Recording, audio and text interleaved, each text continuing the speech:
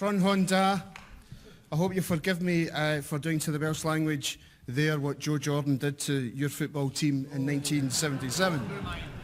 But it's a pleasure and honour to be invited to deliver the Fraternal address from your SNP comrades, and particularly here in Llangollen, although some cruel people might say it's a good thing my dulcet tones are aimed at you this afternoon rather than the judges at the Eisteddfod. Since my visit to Plaid Conference last year, a lot has happened in our politics.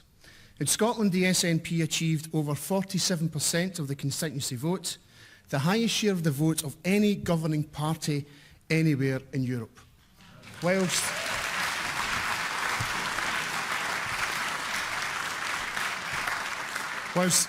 the Labour Party have now been reduced to third place.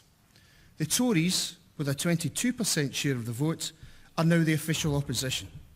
But for those who suggest that this is some great Tory revival, this is a lower share of the votes than the Tories achieved in Scotland in 1987.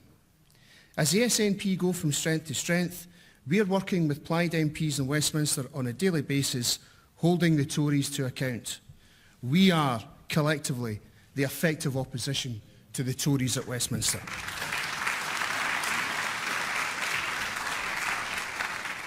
Conference, the hard work carried out by Howell, Liz and Jonathan is inspiring, and it's quite clear to me they represent this great nation with distinction.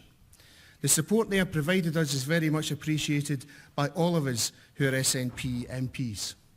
Conference, last week the SNP assembled in Glasgow for our annual conference. We arrived in good heart and left feeling energised.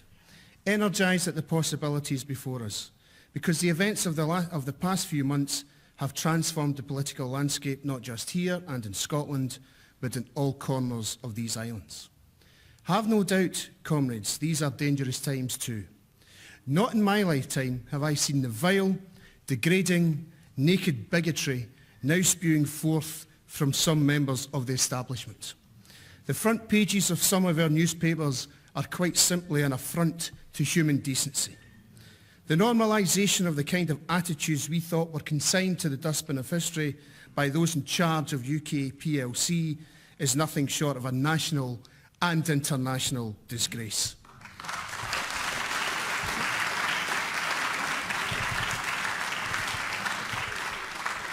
But I know that the people of our nations are better than that.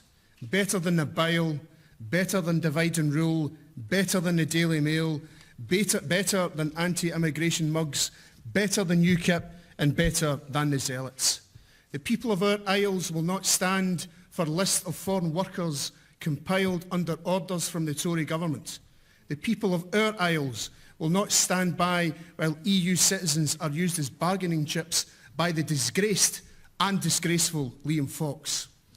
The people of our isles will not stand back while the extremists and xenophobes currently occupying Downing Street give succour to their fellow extremists and xenophobes elsewhere. Our cause, Conference, is that of internationalism. We simply seek the opportunity to harness and channel the resources and talents of our nations alongside our comrades in Europe and beyond.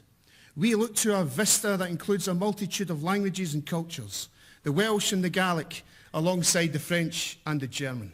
Above all, as human beings, our history is that of peoples constantly on the move, of cultures constantly integrating and moving forward, of new cultures developing and evolving. Our cause is not that of the little Englander, I'm all right Jack variety. Our countries are being dragged into a dystopian and twisted future where instead of reaching across the water, Westminster is setting fire to the drawbridge. This cannot stand. This hatred, this intolerance, this bigotry, this extremism, this disgrace, this cannot stand. And in communities around these isles, it will not stand. Conference,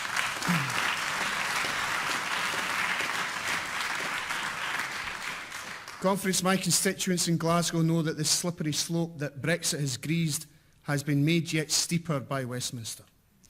They know that all that is required for the evil of bigotry and intolerance to triumph is the silence of good men and women.